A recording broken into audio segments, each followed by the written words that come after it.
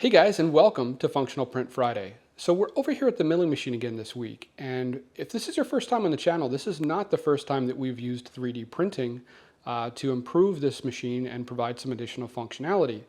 In the past, we did the table cover trays that lock into the T-slots, that keep chips out of the T-slots. It's a modular system that locks together and also gives us a nice surface to set some tooling down on this without damaging the precision ground table surface.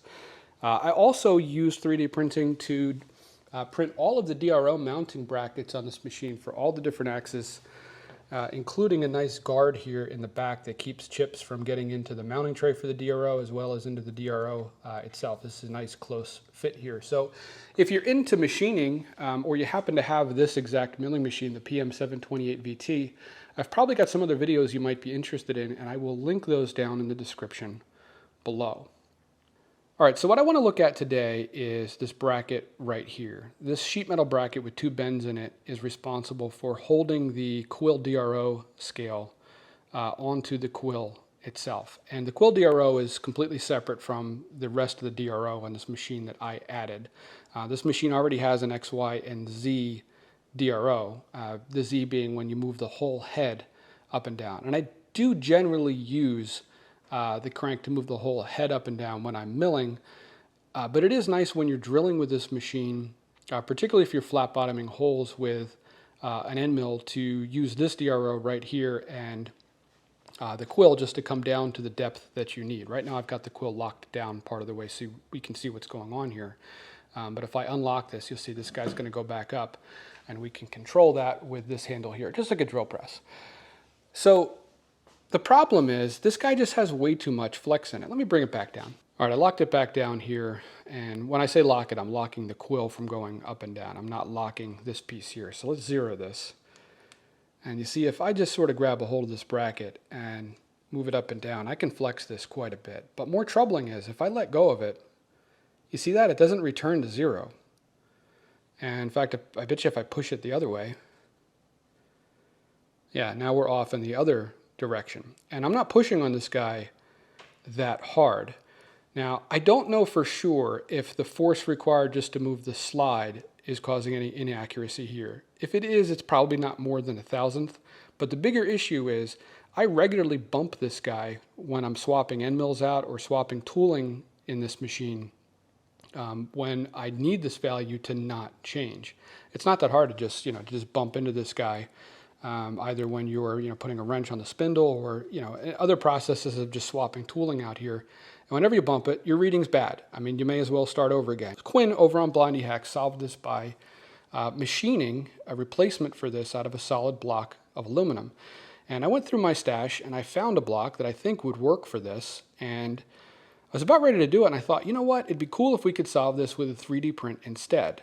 Why? Well, I mean, this is a 3D printing channel, but aluminum is expensive. Like, this is probably, if I was to go buy this, probably like a $15 hunk of aluminum. Now, yeah, it's fair. If this is an offcut from another project or something, or you bought a larger piece of aluminum and cut it up into pieces like this, it's probably not going to cost you that much. But if you just go and order a hunk of aluminum in these dimensions, it's going to cost you at least 15 bucks, probably 20 shipped. If we can 3D print a solution for this, it's basically free. I mean, the amount of plastic it would take to make up this piece here, regardless of what exotic material we use, it's going to be less than $1. It's probably going to be less than 20 cents. So let's see what we can do. And I'm not just going to fab something in here and say, hey, I think it's better. We're going to take some measurements and see how bad this really is first. So let me get you in a stand and let's take some measurements. All right, I tried to find a position where we don't have glare on the screen so that you guys can see it in the camera, and I can also review the video footage and figure out exactly what our values are here. But I'm going to go ahead and zero this guy, and here's my idea. I have a digital force gauge, and here's what we're going to do. Turn this guy on, let it zero out, change our units to pounds. And what this is going to do is, as I push on this, this is measuring how much force that is. So we can use this to push up on the bracket and then see how much inaccuracy that correlates to, or how much movement that correlates to on this. So let's take a couple different readings at different points of pressure. So let's go with just, let's see, Okay, it looks like at 2 pounds we're already, yeah, 2 pounds we're off by a thou. Let's go to 5 pounds. 5 pounds we're off by 6.5 thou already. Let's see if I can get to 10 pounds.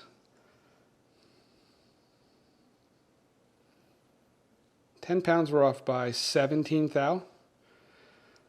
And what's hard is, it's not that hard to actually push on that. It's hard to be consistent and hold it. See if I can wedge my hands in here in such a way to get to 15. 15 pounds of force. We're at 30. They're 29 and 29.5. And if I can get all the way to 20, yeah, 20 is like 41 thou. And then we return to about 2 thousandths off. And I'm going to repeat that again. We're going to go to 20 and see if it makes any difference. I've seen this, I feel like I'm not even pushing this hard, and I've seen that be at least 3 thou off. So yeah, 2.5, and then it came down to 2. So we'll call it 2 thou. I think that is fair and reasonable. So now I don't expect anything that we put in here to completely resolve this problem. I think whatever we put in here, it's going to have some amount of flex. Even if we did the solid block of aluminum, it's still going to have some flex to it in just the mounting faces, especially since our mounting face on the Quill here is not very large. But I want to see an improvement. And if we don't see a good enough improvement, maybe we'll try some more exotic filaments. I'm thinking just PLA for this since it's pretty stiff. But we could do carbon fiber PLA on the Bamboo X1C. So let me get this apart so we can see in more detail how this bracket is made and get some measurements from it. Oh, one other thing I wanted to note. When I bought this machine, I put some washers back here between the actual scale for the DRO and the mounting bracket, because what I found is it looked like the scale was leaning back towards the Quill when it was mounted here, as if the bracket was just a little bit too short. And in fact, it still might not be perfectly parallel to the Quill. I want to take a measurement and figure out what is exactly parallel to the Quill. I'll find a way to do that and get this exact distance, because I think we'll also make a spacer that sits in between the front face of the bracket here if we keep the steel part of the bracket. And that is my current thought, is that we design a piece that actually fits in the side of this steel piece. But in addition to that, a spacer that seats this DRO exactly the correct distance away from the Quill at the bottom. Because if this guy's at an angle, if you can imagine, when this travels up and down, we're not going to get an accurate reading. It's going to travel, we're going to have, I think that's called a cosine error, where since this is traveling at an angle and this is traveling straight up and down, we're not going to get a good measurement here. Now, how far out it's going to be at that small angle, I don't know. I'm not sure if that's going to be a thou at full extension or even just tenths. But the idea is this guy should be traveling straight up and down rather than getting pulled down at an angle from the Quill.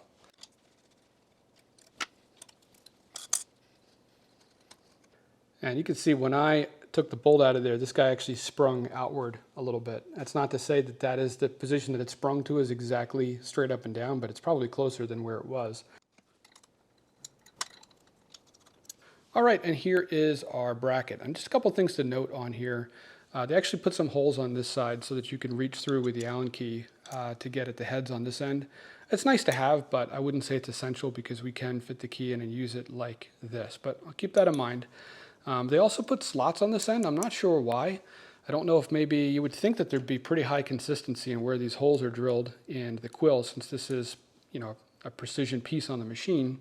So I'm not sure why those are slotted, but I can't think of any reason why we would need to duplicate that adjustability there. Well, you know what? I guess the position of this guy might vary a little bit. If you don't have this right on center, I don't know how this mounts in here yet, but if we didn't have this right on center, I can see why we might want to slide the bracket left or right a little bit. And then the holes on this end are threaded. So where the scale goes through, these are not threaded. That's just a through hole. But the machine screw goes through that and screws right into a threaded hole in the bracket. This guy also doesn't look perfectly straight to me. It's pretty close, but it's not perfect. And it's, you know, I can't freely bend it in my hand. Now that we're not mounted to anything, it is tough to pull this guy out of whack. But it's clearly just not up to the task. So let's first model this piece and then model some faces to go on to both sides. Extend those out and then do a test print to see how close we are to, you know, a piece that basically fits inside of here. Because that's presently what I'm thinking, is just to basically just to box this out with a solid piece that has the functionality we need to very tightly to secure to this on both sides. All right, so the first thing I did was draw up that steel bracket. And then once I did that, I just took each one of these inside faces from that bracket and then just extended that out and just met it in the middle here, just so we have a test piece just to see if our holes line up and if it does fit inside this steel bracket. So let's go print that out and then see what our next steps are. All right, and here is our first test piece. And I found one mistake pretty quickly. I forgot to compensate for the internal corner radius here on the bracket. It's funny, I took it into consideration sort of from a decorative fashion on the outside to make sure we matched the look, but I forgot about adding the actual curved relief here where it goes up inside the bracket. So I just took a deburring tool and just sort of carved that off, you know, roughly, you know, enough clearance that it fits in here. And it does fit in here surprisingly well for a first go. Everything lines up. Actually, our slots are a little bit off. I may have made a mistake in the drawing on that. Either that or these aren't actually centered. I don't remember when I measured this. I'll have to check those. But this isn't usable as is. I just took our faces from each end and just, you know, dragged them across like we talked about to see if this physically fits in here. And it looks like we are good from a dimensional perspective. So I think the next step is to go ahead and try and turn this into a functional piece that we can use. And my current thought is we have these long holes here. I actually found out after the fact that the bolt, the head of the bolt doesn't actually fit through this, even without the bracket. So it doesn't fit through there. I don't know. It's like they made this slightly undersized. Now, yeah, it's not like you need to feed the head of the machine screw through there. You can clearly put it in on this end and then reach through with the Allen key. I just thought it was funny that they made the hole that close to being big enough for the head of the machine screw to fit in, and it doesn't quite go. It's like 2 thou bigger it would go, which also means those holes here are probably not going to be, yeah, let's just check. Yeah, I matched the bracket, so that's also not big enough. So I think we're going to need to enlarge these, and what I'm thinking is we enlarge them down to maybe around here so that we can slip in a longer machine screw. Then the end diameter just matches the major diameter of the threads on our machine screw, so that this guy comes up against a seat in there and then tightens against the quill up there on the machine. And then this side, I don't want to thread right into this. I think that, you know, for single use, that would probably be okay if we undersized these holes and threaded right into it. That would probably work, but it's not going to stand up to taking apart and putting it back together. And it might not stand up to abuse over time. What I'm thinking we do is, well, I want to clean this up. We have this, right now we have a major stress point right here where this hard corner is. So we need to get rid of that so that this guy isn't trying to pull apart at that hard corner. And maybe we put some slots in the top to push nuts down into that line up with these holes. And actually these holes are, oh, you know what? I know what happened when I measured the inside diameter of these holes, so basically the minor diameter of the thread when I sized these. So these are also going to be too small. So we'll need to enlarge the size of these so that we have clearance for the thread, and maybe have those come in and tighten into a nut that we've pushed down from a slot. All right, so let's go make those changes and get a test piece that we can hopefully actually try out. And the other thing I want to do is spruce up the side of this a bit. It's just a boring flat face. And yeah, I know this is just a brace, but I think we can add some character by putting some shadow lines in the side of this. Maybe just do like a 1 or 2 millimeter inset and then drop that down 1 millimeter on each face just to give this guy a better appearance. All right, and here's what I came up with. And it's probably easiest if we just, let's see, if we just knock off the bottom of this and we can see inside. What I've done is just run these bores down the length of the inside of the part and then stopping shy of the end so that we can pop a machine screw in here, and the machine screw will bottom out against this bore with just a threaded portion poking out through the smaller bore diameter here. And that should allow us to tighten that into the quill end pretty tightly. And for the other side, here we'll knock out the top face and spin it around. What I did is just put some slots in here, and you can see I did draw the hex in the bottom portion, or the contact points of the bottom part of the hex, just so that we have the maximum amount of strength in the bottom versus running the slot all the way down. And if I size this correctly, what we should be able to do is just push some nuts in from the bottom, keeping in mind this face here is going to be touching, so it's going to be oriented like this, with this face here against the quill, and then this will be the other side of the bracket in the back, and of course both sides will actually be concealed by that steel bracket. So this will be the bottom face, so we'll push nuts up through there, and we should be able to run some machine screws through the scale, through the bracket, and into ultimately the nuts that are embedded here in our print. And I added the inset in the side just to give it some style points. So let's give that a go. All right, so while we're waiting for that to print, let's take a look at the DRO unit off of this machine itself. And I pulled it off to do this. Got it down on my electronics workbench, and you know, it's not a pricey unit. You can see it looks fairly cheaply made. I'm sure, you know, they probably purchased the cheapest one that was within the accuracy range that was required for, you know, the Quill. But really the only problem I have with it is that the darn display turns off after 5 minutes. And 5 minutes sounds like a long time. It's not. When you're setting things up on a manual milling machine, 5 minutes goes by fast. Now, one thing I did notice in playing with it on the bench, even though the display turns off, it does still read the position. So what I mean by that is, we could set this guy down here on the bench. I waited 5 minutes for the display to turn off, and then I moved it. I noted the value on the screen. I moved it and then I turned it back on, and it was at the location that I moved it to. So I think much like those cheap digital calipers, it never actually turns off. It just turns the display off, which is nice. If you don't realize the display is turned off and you move the Quill and you flip it back on, you are at least going to see the value of where you were at within that Z-axis. Regardless, it'd be nice if I could override that. So I took this guy apart. It's just a couple screws in the back, and the thick metal piece on the back, as well as the scale, lifts off together. There's nothing further to do here. This is just a brass shim that provides tension against this, and the actual capacitive part that's red is underneath this sticker. So there's nothing further to do here. But if we take a look at the other side, well, you know, what's remaining. This is the other side of the circuit board. The other side of this face is where the screen is. We can see the scale here. That actually reads the capacitive layer underneath that sticker. Looks like this is made by Answer. I couldn't find anything online for this. I had really hoped to maybe find like a data sheet that talked about how to adjust some of the, you know, or customize some of the settings on this guy. And let me know down in the description of this video if you guys find anything, but you know, my search came up pretty dry. And there's also some pins here, but don't get excited yet. We'll get to that.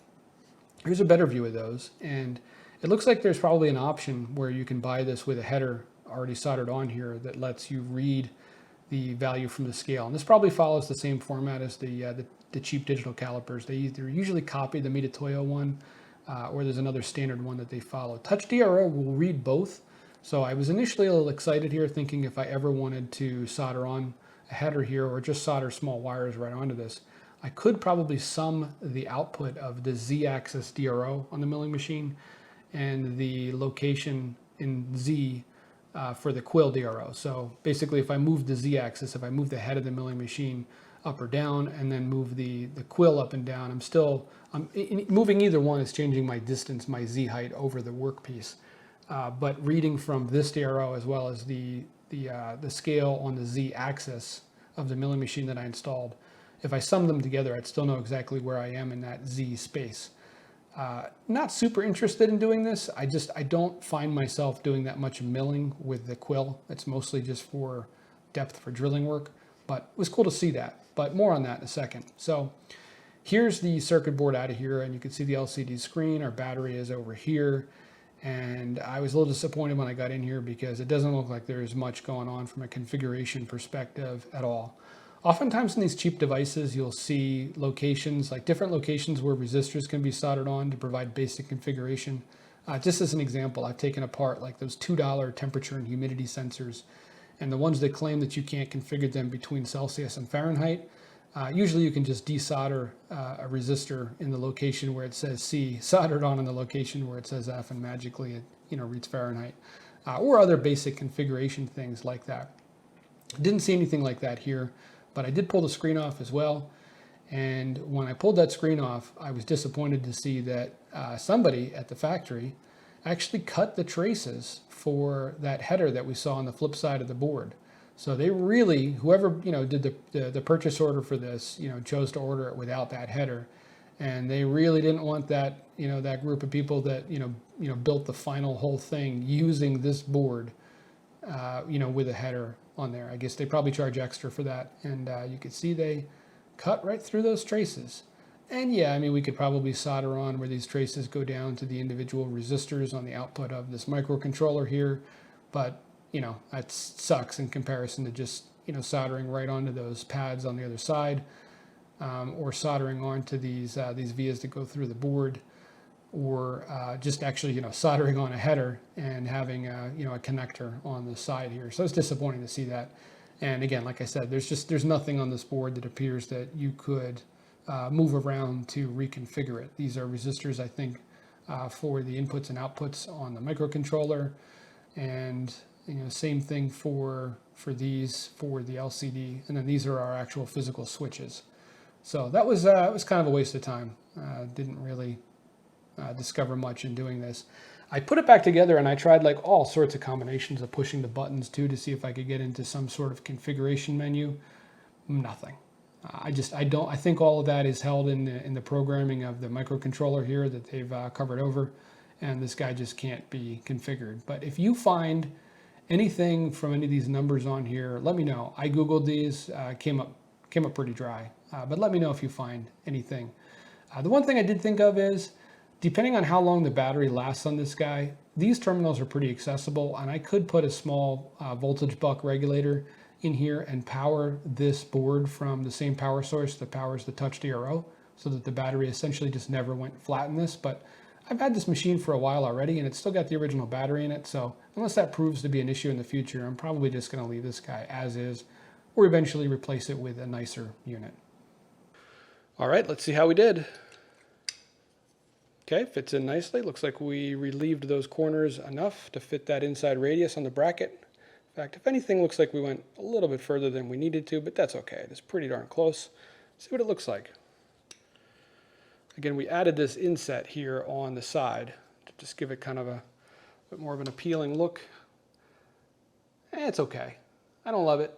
I kind of liked the inset when I took it off the bed of the printer, but now that I'm seeing it on the machine, it just doesn't seem to match the style of the machine. I might just go back to a flat side, or scratch my head a little bit and think about what else might look nice on the side there.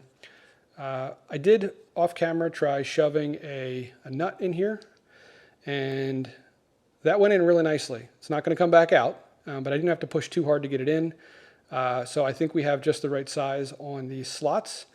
But we got a problem. We still can't put the machine screw in from this side because that's a threaded hole. So we'll have to drill those out. But we have another problem.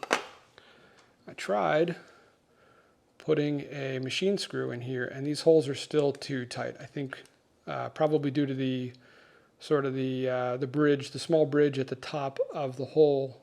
Even though they are on dimension for the rest of the arc, I think they're off dimension a little bit where that bridge is at the top.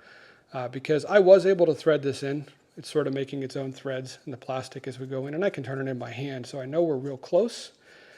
And I did run it right up against that nut. I'll do it again here on camera.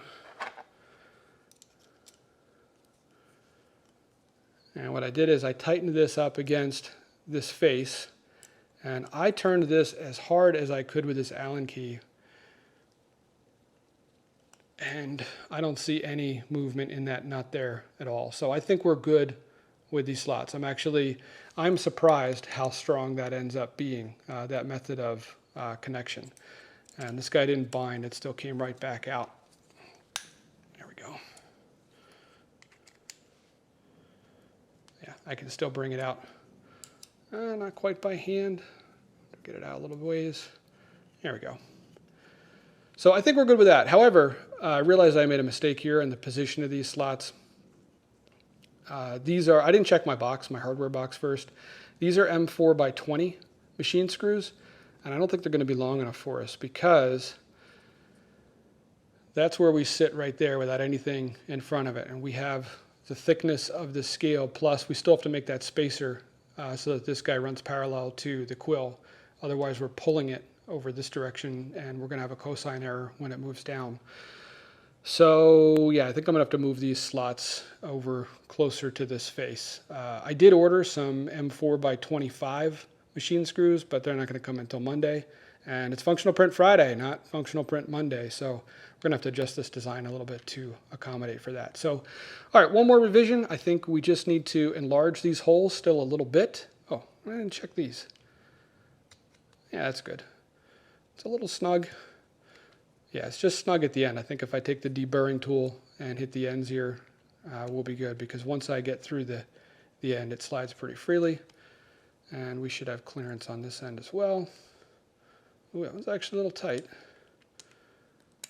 Yeah, that one I can put it in. I don't want to loosen these up anymore because we're tightening against that. We're counting on just the distance between or the difference in diameter between this hole and this hole as our seating face for this face on the machine screw to tighten against. So I don't want to oversize these. If we don't have enough clearance here, and I can push that in by hand, so we're probably okay. But what we can do is in the final version, we can just drill these out just a little bit to get our clearance back from where that bridge is. I can even see the material in there that's causing us to hang up. It's printed in this orientation, so yeah, in your view now it's going to be the top of that hole. All right, let me go think about what we're going to do with the side of this. I'll bring you guys back and we'll print a final one. All right, so take a look at this. I noticed on the side of the machine it's got these slots cut in at an angle for, well, I mean, I think they're for visual appeal. I can't think of any practical reason why you'd have these on here. So let's try duplicating that on the side of that bracket and see how that looks. I'm going to take a measurement of this angle so that we match the angle exactly. And we'll try just adding a set of 3 of these on the side to see how that just sets off the side of that bracket for the final one. So I'm going to go do that and hit print, and I'll bring you guys back. All right, and there we go. I did add those 3 angled bars on the side in the same orientation they are on the machine, and I have them on the other side here as well. And I'm really happy with how they came out. And it's just sometimes small touches like that just make something look like it was meant to be versus you hacked it together. So let me get the tripod moved over, and let's actually try putting this on the machine. All right, so we've got our M4 nuts, and these are the ones that I measured when I designed those slots. Always measure your hardware if you're designing for a specific hardware fit on a print, because it does vary. And at first when I designed these, I thought, you know what, these could be a pain in the butt to align to make sure that I have sort of the pointed part of the hex down in the bottom of the slot that we cut. But then I realized you can't possibly put it in wrong, because the slot is exactly the width of the 2 opposing flat sides on the nut. So it's impossible to get it in there wrong.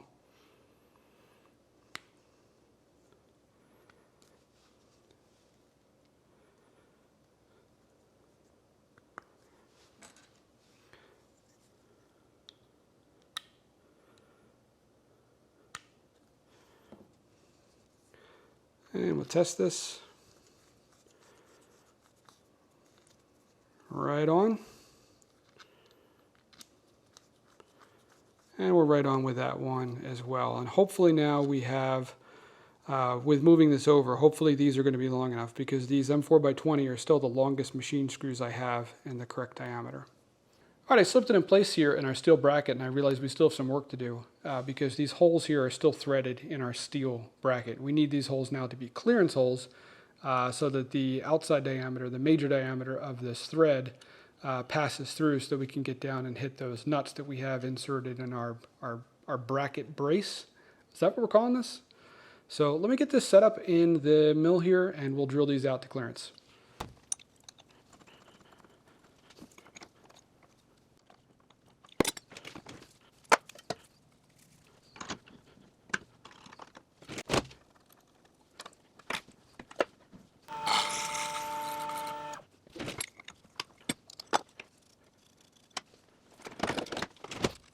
All right, so we'll wipe the face of the quill here. We'll wipe this face that we're going to mount against. And one thing to note, you do want to make sure you drop your machine screws into our bracket brace here first, because they're probably not going to clear the holes back here as we figured out earlier. So we'll drop those in, put this inside, and now this should mount right up against our quill.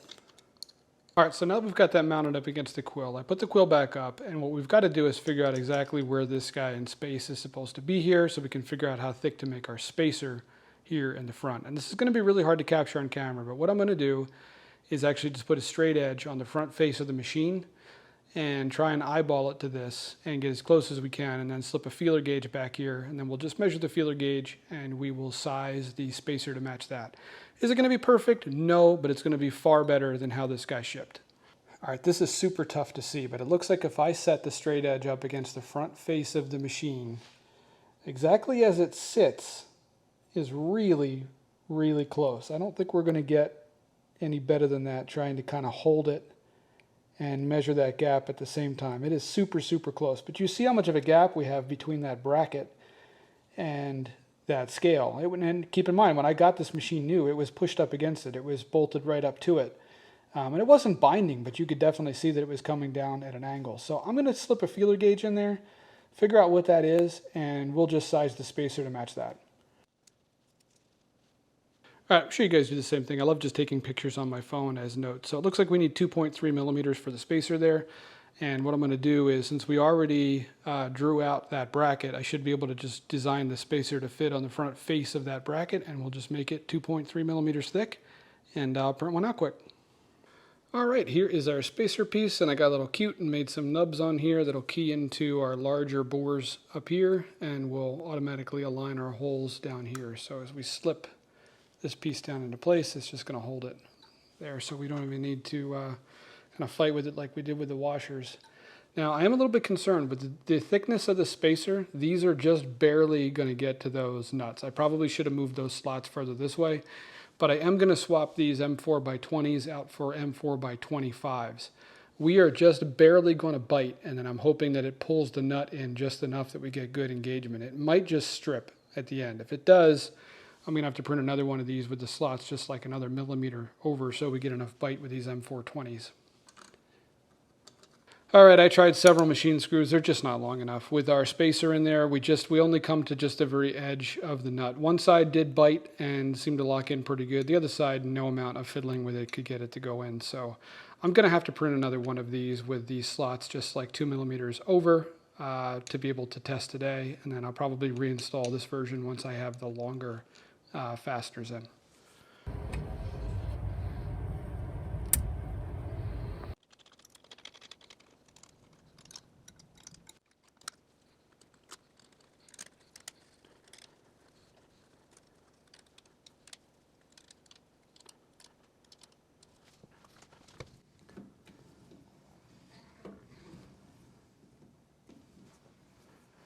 All right, these have got plenty of bite now in there, and I really do like the way that this came out. Again, it's just a small accent there with those the marks on the side, but it really matches the machine nicely now, and I think it looks like it belongs that way from the factory versus just a piece that we hacked in there. So it is now time to test to see if we actually made any difference. So pause the video now, tell me down in the comments, what, if any, improvement in percentage do you think we're going to have versus the stock measurement? Again, we're going to use that force gauge to measure how hard we're pushing on this. So we'll know, in comparison to stock, how much, if anything, this has improved. I'm going to say we're going to have a 70% improvement. But you pause the video, tell me down in the comments below what you think. All right, so first test. When we pushed up on this guy before, I moved quite a bit, and most importantly, it did not return to zero. So it looks like it is now returning to zero, which is definitely an improvement. But let's measure the improvement. Let me get the force gauge, and we will apply the same upward force here that we did before and see what kind of a difference we measure.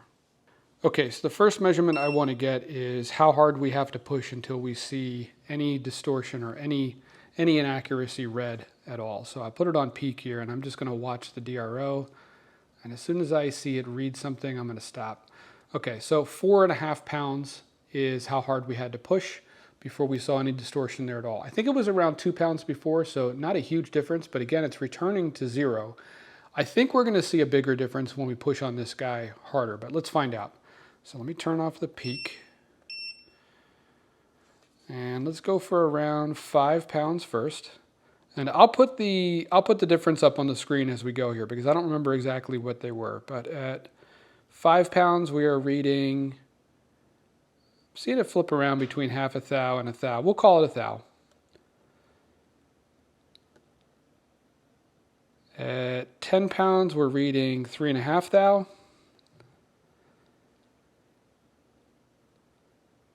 At 15 pounds, we're reading 6.5 thou.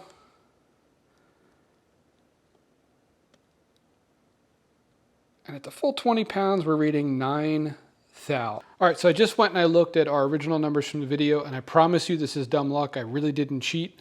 It works out to be an average improvement of 75.8%. Our initial measurements for the first movement of how much force we had to apply, there's only a 59.2% improvement there. The initial first movement was at 1.83 pounds. We had to push with 4.49 pounds this time to get it to move at all. And then 5 pounds was 6.5 thou. 1 thou now after our improvement. That was our best improvement, was the 5 pounds, which is probably the most realistic amount of force that's going to be applied to this when you bump it. That's a huge difference. That was an 84.6% improvement. The 10, 15, and 20 thou were all right about a 78, just over 78% improvement, and then we get the 75.8% if we average all of those numbers together. So really happy with that. I am kind of curious to see if it would make any difference if we did this in carbon fiber PLA, and I might do that and just post it as a Not Friday if I get around to it. But I don't know that it's really going to change anything. I have a feeling that any improvement that we make at this point is probably going to be in adding some other tie point between our brace and the steel bracket, maybe at the top, but we don't have a ton of room there, because if I unlock this quill and let this go back up, you see this guy pretty much sits right up against the casting. There's really no room for a fastener head there, so we would have to countersink it in the steel bracket that goes around here. Guys, as always, thanks for hanging out with me in the shop for this week's print. I really enjoyed the design work on this one, really enjoyed the result that we got. It was really cool being able to measure it and see what difference we actually made. If you got something out of this, if you enjoyed it, do me a favor, take a second, hit that like button. It really helps out the channel. Also tells YouTube the kind of stuff you like to watch. And if you've got one of these milling machines and you'd like to get this piece, I make the STLs available for free. Every single one of these videos, the STLs are linked right on my site, fpfdesigns.com. That link will be down in the description of this video. And for you guys that aren't into 3D printing but might have this same milling machine and you're trying to solve the same problem, I'll go ahead and I'll make this available for sale with the hardware that you need to add this to your machine on my site, piratemoto.com. And the link for that will be down in the description of this video as well. If this is your first time on the channel, I do a new video like this every single week. If you're into that sort of thing, do me a favor, hit that subscribe button. And guys, if you do, I'll see you next Friday.